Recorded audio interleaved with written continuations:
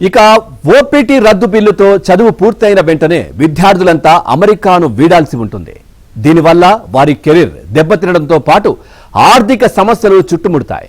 చాలా మంది విద్యార్థులు ఓపీటీ కాలంలోనే తమ విద్యా రుణాలను తీర్చుకుంటూ ఉంటారు.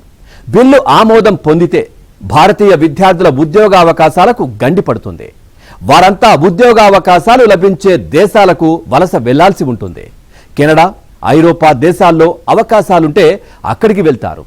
ఓపీటీ రద్దు బిల్లు ప్రభావం తమపైన పడుతుందని అమెరికా విశ్వవిద్యాలయాలు ఆందోళన చెందుతున్నాయి. విదేశీ విద్యార్థుల సంఖ్య తగ్గవచ్చునని భయపడుతున్నారు.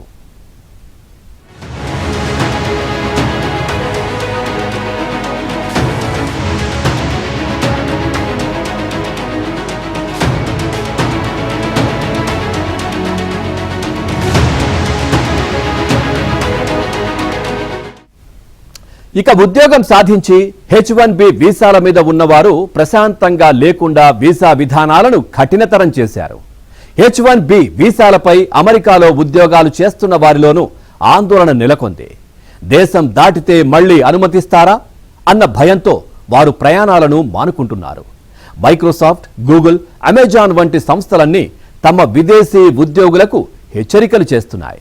తమ ఉద్యోగులు దేశం విడిచి వెళ్లొద్దని సూచిస్తున్నాయి. ఒక్కసారి దేశం బయటకు వెళ్తే మళ్లీ రావడం కష్టమేనని తేల్చి చెబుతున్నాయి. దీంతో అమెరికాలో అత్యధికంగా ఉన్న భారతీయ H1B వీసాదారుల్లో భయం నెలకొంది.